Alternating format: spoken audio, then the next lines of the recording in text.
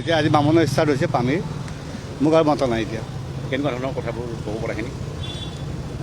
সেয়া সিদ্ধাৰ্থ উকিলে অলপ কিছুমান কুৱেশ্যন সুধিছিলে, অলপ বেলেগ বেলেগ ধৰণৰ। আৰু আমি এটা ট্ৰিপ কৰিছিলোঁ দহাত 22 চনত আৰু আমেৰিকা 23 চনত, সেইখিনিৰ ওপৰত সুধিছিলে। আমি মেডিচিন খুৱাইছিলোঁ নে নাই, অলপ বেলেগ বেলেগ ধৰণৰ কুৱেশ্যন সুধিছিলে। বাকী মই যিখিনি ক'ব লাগে সেইখিনি কৈছোঁ। এতিয়া তেওঁলোকে যি সুধিছে গোটেইখিনি কৈছোঁ, আৰু যদি মোক দৰকাৰ হয় আকৌ মাতিলে মই নিশ্চয় আকৌ আহিম, কোঅপাৰেট কৰিম। সিদ্ধাৰ্থ শৰ্মাৰ এতিয়া যিজন উকিল গোটেইজন তেওঁ দিল্লীৰে। বাকী মই যিমান দূৰ শুনিছোঁ তেওঁ গোটেই কেছটো বাহিৰত আনিব বিচাৰিছে, অসমত তেওঁ কেছটো খেলিব বিচৰা নাই। মই যিমান দূৰ শুনিছোঁ তেওঁ সেইকাৰণে হয়তো হাইকোৰ্টত এপিলো কৰিছে মুজফৰ চৌধুৰী। কিন্তু যিহেতু ফাৰ্ষ্ট চেক কৰি দিয়াত হৈছে, গতিকে এইটো ইয়াতে চলিব মোৰ মতে। বাকী এতিয়া কোৰ্টে জানিব কি মানে হ'ব লাগিব। আমাৰ অসমৰ কেছ অসমতে হ'ব লাগিব, জুবিন গাৰ্গ অসমৰ, আমি অসমৰ ৰাইজে অসমতে বিচাৰ পাব লাগিব। বাহিৰত নিয়াত কোনো যুক্তিয়ে নাই, কাৰণ যিহেতু আমি জুবিন দাক গোটেই অসমৰ মানুহখিনি মৰম কৰি ইমান ভাল পাওঁ, চবেই তেখেতৰ ন্যায়ৰ বাবে লাগি আছে। গতিকে গোটেই কেছটো অসমতে হ'ব লাগিব, সেইটোৱে আহ্বান। আৰু মই এই বিষয়ত একো ক'বলগীয়া নাই, সেইটো ৰাইজে নিজেই নিৰ্ধাৰণ কৰিব। জুবিনৰ ছবি ভাল জেগাত আকৌ, আৰু এজন শিল্পীৰ কথাবোৰ সেই বিষয়ে আচলতে জুবিনক লৈ টনাটনি হৈ থকাটোৱে আমি ভাল নাপাওঁ আচলতে সেই বিষয়ে। আৰু হয়তো এখন দুখন নহয়, তেনেকুৱা কেইবাখনো ছবি মানুহে আঁকিবলৈ ভাল পাব। এতিয়ালৈকে মই সেই বিষয়ত একো ক'বলগীয়া নাই, আৰু মই সেই বিষয়ে গোটেই কথাখিনি মই আচলতে জানি বুজি এতিয়া ল'বলৈ মানে মই ছ'চিয়েল মিডিয়াটো অকণমান কেতিয়াবা এভইড কৰোঁ। কাৰণ সেই বিষয়বোৰ লৈ পেলাই টনা আজোৰা কৰি থাকিলে জুবিনেও শান্তি নাপাব, আমি পৰিয়ালেও শান্তি নাপাম। সেইকাৰণে সেই কথাবোৰ এনেও পাৰ্মিশ্যন দিব পৰা দায়িত্ব মানে গোটেই ক্ষমতা মোৰ হাতততো নাই, সেইটো চৰকাৰৰ হাতত আছে, নহ'লে বা সেয়া এডমিনিষ্ট্ৰেশ্যনৰ হাতত আছে। গতিকে এই বিষয়ে আপোনালোকে মোক প্ৰশ্ন নকৰাই ভাল, কাৰণ এই বস্তুবোৰে আমাক কষ্ট দিয়ে। গতিকে মই ভাবোঁ সংবাদ মাধ্যমেও এইটো বস্তুৰ প্ৰতি তেওঁলোক সংবেদনশীল হোৱা উচিত, যে পৰিয়ালৰ মানুহ সকলোতে যাতে টানি নাথাকে। আমাৰ ন্যায় ব্যৱস্থাৰ ওপৰত সম্পূৰ্ণ আস্থা আছে, দেশৰ ন্যায় এই প্ৰক্ৰিয়াটো চলি আছে। গতিকে মই ভাবোঁ জুবিনে বিজয়ৰ দিশে আগবাঢ়িছে আৰু সকলো সঠিক দিশতে গৈ আছে। অলপ সময় লাগিছে, কাৰণ বহুত সাক্ষী আছে, প্ৰায় 394 সাক্ষীৰ ভিতৰত কিমানখিনি তেওঁলোকে এতিয়া আদালতৰ মজিয়ালৈ আনে মই সেইটো নাজানো, কিন্তু তথাপিতো সেইটো অকণমান প্ৰক্ৰিয়াটো অলপ দীঘলীয়াই হয়তো হ'ব। কিন্তু আমি সম্পূৰ্ণ বিশ্বাসেৰে সেইটো লৈ আছোঁ যে আমাৰ দেশৰ ন্যায় ব্যৱস্থাই আৰু জুবিনৰ নিচিনা সত্তাক অন্ততঃ ন্যায় দিবই, আৰু আমি সত্য আৰু শুদ্ধৰ পথতে আমি আগবাঢ়িছোঁ। গতিকে প্ৰতিজন অসমীয়াই সেয়া যুঁজি আছে, প্ৰতিজন অসমীয়াই প্ৰাৰ্থনা কৰি আছে, অন্তৰৰ পৰা কামনা কৰি আছে যে সত্যৰ সদায় জয় হওক। আৰু জুবিনৰ নিচিনা এটা সত্তাই যদি তেওঁৰ প্ৰতি হোৱা অন্যায়ৰ ন্যায় নাপায়, তেতিয়াহ'লে ন্যায় শব্দটোৰ অৰ্থনো ক'ত থাকিব, বা সেই শব্দটোৰ মূল্য ক'ত থাকিব। গতিকে মই সেইটো নাভাবোঁ। প্ৰতিজন অসমীয়াই যি অন্তৰেৰে অসমীয়া, তেওঁ প্ৰতিজনেই জুবিনৰ ন্যায় কামনা কৰি আছে, আৰু সেইটোৱেই হ'বগৈ। মই আপোনালোকৰ লগত আছোঁ, এইটো বেলেগ কথা, কিন্তু মোৰো কিছু মনৰ কথা থাকেতো। এতিয়া কথাটো শুনিব, মই ডাঙৰ কথা এটা কৈ আছোঁ, আৰু মিডিয়া আছে, সেইকাৰণে মিডিয়াক কৈ আছোঁ যে অসমত এনেকুৱা হৈছে যে মই 10টা মানুহ মাৰিলোঁ, স্বীকাৰোক্তি দিলোঁ যে মই মাৰিছোঁ। He is the hero'. তো আমাৰ হিউমেনিটি, আমাৰ ডিগনিটি ক'ত থাকিলে? সেইটো আলফাই হওক, NDF হওক, যিয়ে নহওক, মাৰিলে মাৰি পেলাই কয় যে আমি মাৰিছোঁ। আমি কিন্তু লৈ লওঁ যে আমি মাৰিলোঁ। খালিস্তান কি হৈছিলে পাঞ্জাৱত? তাক লৈ নোলোৱা হ'ল, মানুহে ক'লে যে ন' উই ডণ্ট টেক ইট, আমাক নালাগে এইবিলাক, সেই বস্তুটো ইয়াত ল'ব লাগে, হয় নহয়? এইটো কি স্বীকাৰ কৰাটো কি মাফ নেকি? মাফ নহয়। মই তোমাক মাৰি দিলোঁ, মোক মাফ নকৰিবা, কিন্তু মই জেলত যামেই। মোৰ আজি কেছটো বম খং উঠিছে, আৰু মই চবেই জানো মই ডাইৰেক্ট কথা কওঁ, সেইকাৰণে ইয়াত কৈছোঁ, মিডিয়া আছে, আই টক ষ্ট্ৰিক্টলি। মই ফুটেজ কৰা নাই দেই, মোক মিডিয়া নালাগে। অসমৰ মিডিয়া মই জন্ম দিছোঁ।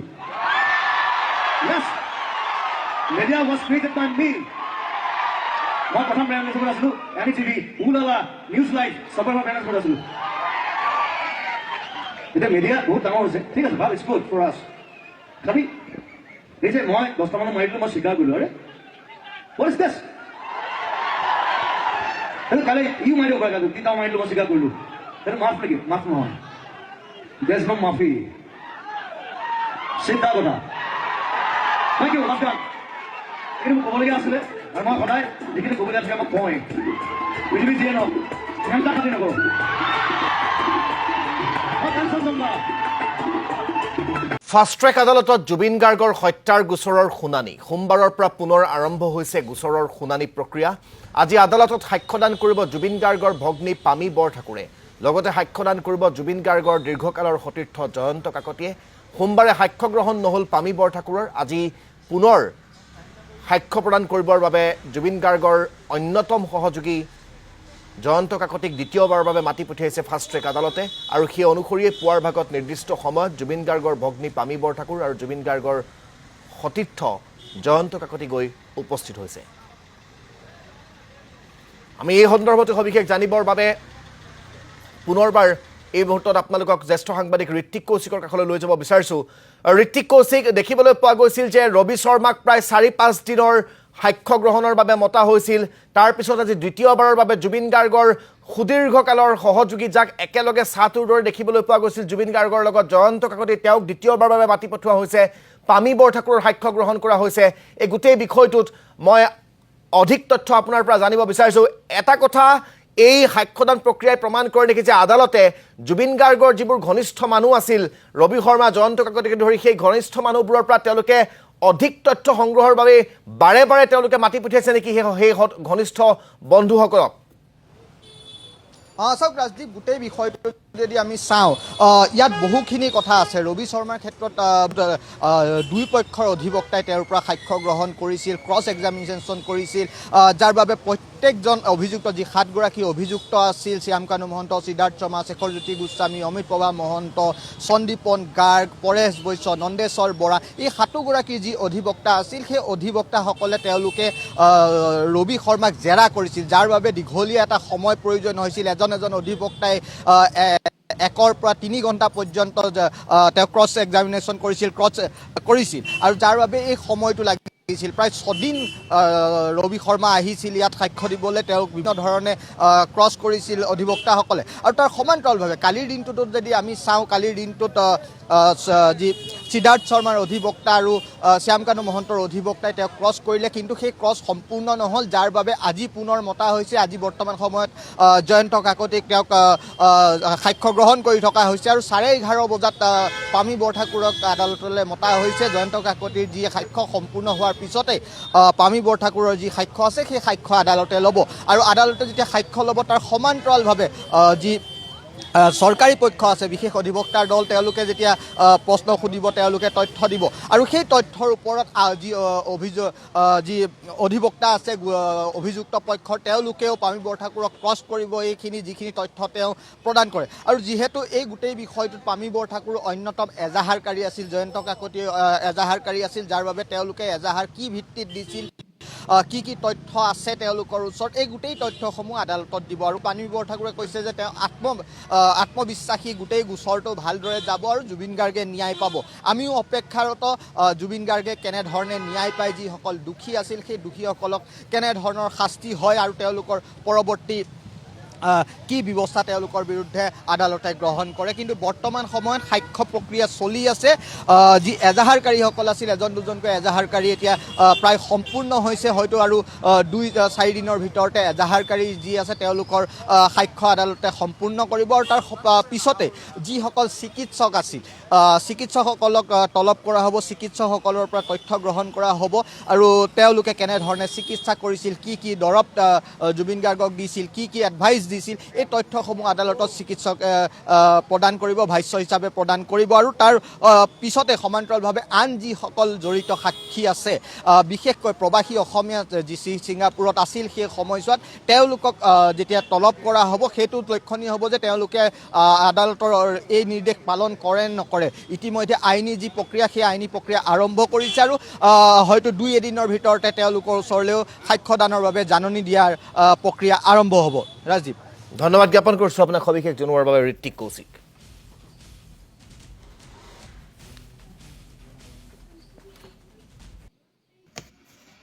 মোৰ দেশত আচলতে কি হ'বলৈ গৈ আছে মই নিজে বুজি পোৱা নাই বিপ্লৱী যোদ্ধা বুলি আমি শুনিছিলোঁ নেতাজী সুভাষ চন্দ্ৰ বসু আৰু দ্বিতীয়তে মহাত্মা গান্ধী ভাৰতবৰ্ষৰ মূলত গতিকে যোৱা কালি পৰহিত শুনিবলৈ পালোঁ যে পৰেশ বৰুৱা বিপ্লৱী যোদ্ধা। বিপ্লৱী যোদ্ধা কাক কয়? যি দেশৰ কাৰণে, দেশৰ হকে যুদ্ধ কৰে, দেশ স্বাধীন কৰিবৰ কাৰণে যুদ্ধ কৰে। কিন্তু আমি আলফা স্বাধীনৰ এইটোহে শুনিলোঁ যে সংযুক্ত মুক্তি বাহিনী অসমৰ স্বাধীন অসমৰ কাৰণে। কিন্তু অসম স্বাধীন কৰিব পৰা হ'ল জানো? নহ'ল। এটা সময়ত কিমান হত্যা কৰা হ'ল, কিমান কি কৰা হ'ল। আৰু আজি চৰকাৰখনৰ মুখত আলফা স্বাধীনৰ কথাটো আচলতে শোভা পোৱা নাই। কিয় শোভা পোৱা নাই? চৰকাৰখন প্ৰথম আহোঁতেই কিমান ল'ৰা ছোৱালী আমাৰ উজনিৰ পৰা আলফালে ঢাপলি মেলিলে। কিয় মেলিছিলে? সেইখিনি চৰকাৰ অৱগত। কিন্তু আজি তেল মাৰি মাৰি মানে আলফাৰ লগত এটা ভাল ৰিলেশ্যন ৰাখি আৰু তেল মাৰি মাৰি ভাৰতবৰ্ষৰ হিন্দু মানুহখিনিক মানে হিন্দুৰ নামত কাম কৰি আছোঁ বুলি কৈ চৰকাৰখনে সকলো কামতে মানে ৰাইজক লুটি আছে। আৰু আমাৰ একাংশই মানে আমাৰ কাৰণে কাম কৰিছে বুলি আৰু একদম বুৰ্বক হৈ কাম চলাই আছে। হিন্দু শব্দটোৰ অৰ্থ কি? এটা ধৰ্ম। হিন্দু মানে এটা ধৰ্ম, সনাতন এটা ধৰ্ম।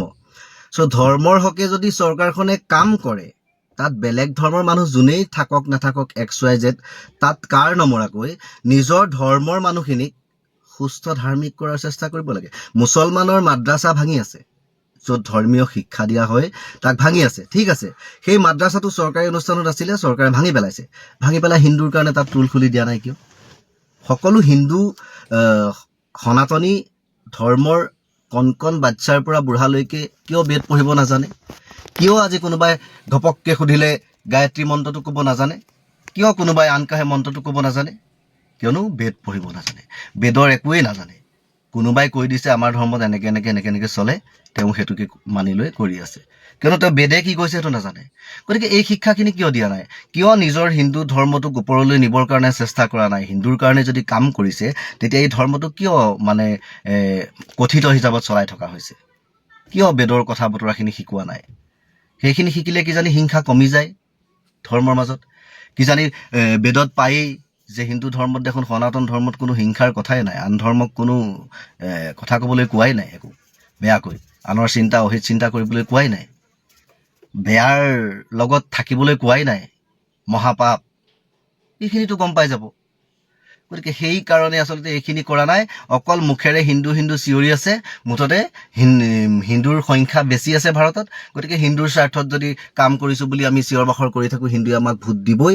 আৰু আমি হিন্দু মানে ৰাষ্ট্ৰ বনাম বুলি আমি যদি কৈ থাকোঁ, আমাক হিন্দুৱে ভোট দিবই। থকালৈকে আমি জিকি থাকিম, সেই ৰাষ্ট্ৰটো বনাব নোৱাৰোৱেই। কেনেকৈনো আমি এটা ধৰ্ম বা জাতিক খেদি দিব পাৰিম অতীতৰ পৰা এই ভাৰততেই থকা, এই ভাৰততেই ভাৰত জন্মৰ পৰাই লগ্ন। গতিকে সেইখিনি মানুহক আমি পঠিয়াই দিব নোৱাৰোঁ। গতিকে আমি মুঠতে বা ল'বৰ কাৰণে যাতে আজি ইলেকশ্যন কমিশ্যনাৰতো হিন্দু মুছলমান সকলো আছে। গতিকে হিন্দুখিনিয়ে যদি ক'ব যে এইটো এনেকৈ কৰিব লাগিব, গতিকে তাত তোমালোকে মাত নামাতিবা। কাৰণ চৰকাৰো হিন্দু সপক্ষে আৰু গোটেই হিন্দু উজাৰ খাই আহিব যদি উল্টা চিধা কৰা। সকলো হিন্দুৱে বিজেপিকে বিচাৰে, 1 নম্বৰ কি হওক 2 নম্বৰ কৰি হওক। গতিকে জিকিব লাগিব। কাৰণ মুছলমানক বিৰোধিতা কৰিহে আছে, তোমালোককতো ক্ষতি কৰা নাই, তোমালোকৰ চাকৰি খাই দিয়া নাই। চাকৰি থাকিবলৈ হ'লে গতিকে আমি যেনেকৈ ক'ম তেনেকৈ কৰিবা। বাছ কৰি গৈছে। কিয়নো হিন্দুৰ কাৰণে চৰকাৰে কাম কৰি আছোঁ বুলি কৈ আছে, মুখেৰে কৈ আছে। মানে আমি কোৱা কথাটোহে শুনো, কিন্তু আমাৰ কাৰণে কি কৰিছে সেইটো আমি নুশুনো। আজি কোনোবা হিন্দু এজনেও ডিলাৰৰ পৰা নতুন গাড়ী এখন কিনি আনিছে, তেওঁ গাড়ীখনতো 50% ইথানল মিলোৱা পেট্ৰল ভৰাব লগা হৈছে, ডিজেল ভৰাব লগা হৈছে। আজি কোনোবা মুছলমানে কিনি আনিছে, তেওঁ সেই একেই ভেজাল। কোনে ইয়াক গুৰুত্ব দিব তেতিয়া? চৰকাৰ প্ৰশাসনে যদি ভেজালত গুৰুত্ব নিদিয়ে, এইটো যেনিবা কোম্পানী, মই মানি লৈছোঁ পেট্ৰল কোম্পানীৰ পৰা আহিছে, কিন্তু ইয়াক এলান কোনে কৰিছিলে? চৰকাৰে কৰিছিলে না। গতিকে ইয়াত চৰকাৰে অংশ আধাতকৈ বেছি লৈ লৈছে। লৈ ল'লেতো সেই কোম্পানীৰ পোচাব লাগিব না, কৰ্মচাৰী আছে, দৰমহা দিব লাগিব। চৰকাৰ নিচিনাকৈ যিমানখিনি পায় নিজেই ভৰাই নথয় নহয়। এজনে যদি ফ্ৰীত বহুত টকা পাই যায়, ফ্ৰীত কাৰোবাক লুটি পেলাই বা ৰাজহুৱাকৈ কাৰোবাক লুটি পেলাই সৰহ টকাখিনি পাই যায়, বা গৰীবক 10-20 টকা দিবলৈ টেনশ্যন নলয়। গতিকে মোৰ চৰকাৰেও এতিয়া বৰ্তমান এনেকুৱাই কাম কৰি আছে। কাৰণ এনেকুৱা ধৰণে লুটি আছে অসমৰ ভাৰতৰ জনতাক, চেপি ৰস খাই দিছে। যি বিন্দাছ ঘূৰি থকা মানুহ আছিল এতিয়া ঘূৰিব নোৱাৰা হৈছে, কিয়নো বস্তুৰ দাম এনেকুৱা ধৰণে বাঢ়ি গৈছে। আজি মই মোৰ গাড়ীখন আগত 15 পৰা 18 কিলোমিটাৰ মাইলেজ দিয়ে 1 লিটাৰ পেট্ৰলত। আৰু এতিয়া 5ৰ পৰা 8 কিলোমিটাৰহে দিছে। ইফালে তেলৰ দামো বাঢ়ি গ'ল আৰু ইফালে তেলত আৰু গাড়ীখন ষ্টাৰ্ট কৰিলে ঠুক ঠুক ঠুক ঠুক কৰি থাকে আৰু ভালকৈ ষ্টাৰ্ট নহয়। কাক লুটি আছে? কাক বুৰ্বক বনাই আছে? ওলোটা পোলোটা কথা কৈ আজি এজন আলফাৰ নেতাক বিপ্লৱী যোদ্ধা বুলি কৈ উঠি অহা প্ৰজন্মক কি বুজাব খুজিছে? মহাত্মা গান্ধীৰ নাম কলৈ গুচি গ'ল? নেতাজী সুভাষ চন্দ্ৰ বসুৰ নাম কলৈ গুচি গ'ল? আজি বিপ্লৱী যোদ্ধা বুলি ক'লে মই জুবিন গাৰ্গক কওঁ যে তেওঁ কণ্ঠৰে বিপ্লৱ কৰিছিল, দেশৰ কাৰণে মাত মাতিছিল। আপুনি কি কৰিছে? আপুনি নিজৰ দেশৰ জনতাকে বদনাম কৰি আছে বাৰে বাৰে। নিজৰ মানে মামা বুলি আপোনাক কয়, আপুনি ভাগিনসকলকে বাৰে বাৰে বদনাম কৰি আছে, বাৰে বাৰে কষ্ট দি আছে। আজি জুবিন গাৰ্গৰ কাৰণে পাগল কোন? আপোনাক মামা বুলি কোৱাখিনি, ভাগিনখিনি, এই উদীয়মান যিখিনি মানুহ, একাংশ বৃদ্ধইও জুবিন গাৰ্গক ভাল পায়। গতিকে আপুনি তেওঁলোকৰ মনৰ আশা কিয় পূৰা কৰিব নোৱাৰিলে? তেওঁলোকৰ ন্যায় কিয় দিব নোৱাৰিলে? আজি সেই জুবিনৰ হৈ আপুনি বেয়াকৈহে মন্তব্য দি আছে এতিয়াও। আৰু আপুনি জুবিন গাৰ্গৰ ফটো আঁকিবলৈ পৰ্যন্ত মানা কৰি দিছে। কাৰোবাৰ মনৰ এটা হেঁপাহ সেইটো আপুনি শেষ কৰি পেলাব খুজিছে। কিয়? মানে জুবিন গাৰ্গৰ নাম পৰ্যন্ত নাইকিয়া হৈ যাওক। সেইটো কেতিয়াও কৰিব নোৱাৰি অসমীয়া সমাজৰ পৰা। অসমীয়া সমাজৰ যিসকল প্ৰকৃত অসমীয়া হয়, প্ৰত্যেকৰ তেজত জুবিন গাৰ্গ আছে, কেতিয়াও মচি পেলাব নোৱাৰে। কাৰণ যি জুবিন গাৰ্গে আজিও জীয়াই থাকিল হয় যদি অসমীয়াৰ কথা চিন্তা কৰি অসমত নাথাকিল হয়, অসমীয়াৰ মৰমত যদি অসমত নাথাকিল হয়, জুবিন গাৰ্গক শত্ৰুৱে কেতিয়াও মাৰিব নোৱাৰিলে হয়। আৰু আপোনালোকৰ কোনে কি কৰিছে জুবিন গাৰ্গক বিচাৰি ফুৰিবলৈও পাপন মহন্তৰ নিচিনা সময় নাথাকিল হয়, আৰু তেতিয়া শত্ৰুতাও নাবাঢ়িল হয়। কিয়নো দেশৰ জাতিৰ হকে মাত মাতি আজি জুবিন গাৰ্গ হেৰাই গৈছিল। আৰু ইয়াৰ ভুক্তভোগী এদিন অসমীয়া হ'বই, বুজি পাবই যে জুবিন গাৰ্গ হেৰাই কি হ'ল। আজি জুবিন গাৰ্গ নথকাৰ কাৰণেতো আজি সদনত মানুহ বান্দৰৰ বাচ্চা বুলি ক'ব পাৰিলে। জুবিন গাৰ্গ থকা হ'লে লগালগ উভতি ধৰিলেহেঁতেন। বহুত ডাঙৰ ডাঙৰ কথা মন্ত্ৰী MLA ক'ব পাৰিছে। আজি পৰেশ বৰুৱাৰ ফটো লগাবলৈ ক'ব পাৰে। জুবিন গাৰ্গ থকা হ'লে কিন্তু লগালগ উভতি ধৰিলেহেঁতেন, কিয়নো ঘেণ্টা কাকো খাতিৰ নকৰে। এতিয়া উভতি ধৰা মানুহেই নাই, সেইকাৰণে যাৰ যি মন তাকে কৰি আছে।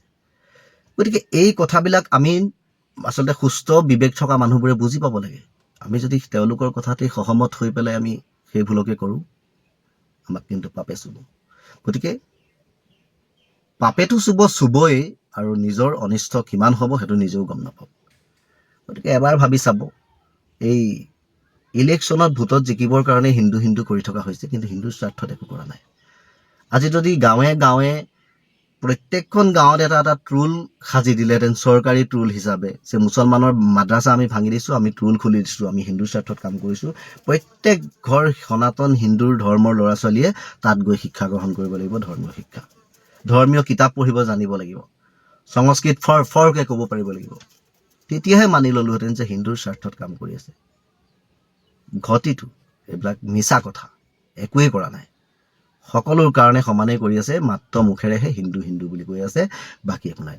আৰু একাংশ মগজ নথকা গোটঙাই দিছে, য'ত ত'ত গৈ ক জয় শ্ৰীৰাম ক, কাৰোবাক বুঢ়া মেথা চাবলৈ নাই মাৰিছে, অপমান কৰিছে। মানে নিজৰ ধৰ্মটোত কেনেকৈ হানি সুচি মানে ধৰ্মটো নষ্ট কৰিব খুজিছে সেইটো তেওঁলোকে জানে আৰু বুজি পায়, আৰু সেয়া আপোনালোকেও বুজি পায়। গতিকে সকলোৱে এবাৰ বিবেকেৰে চিন্তা কৰি কামবোৰ কৰি যাওক। ধন্যবাদ। Justice for Zubeen Garg.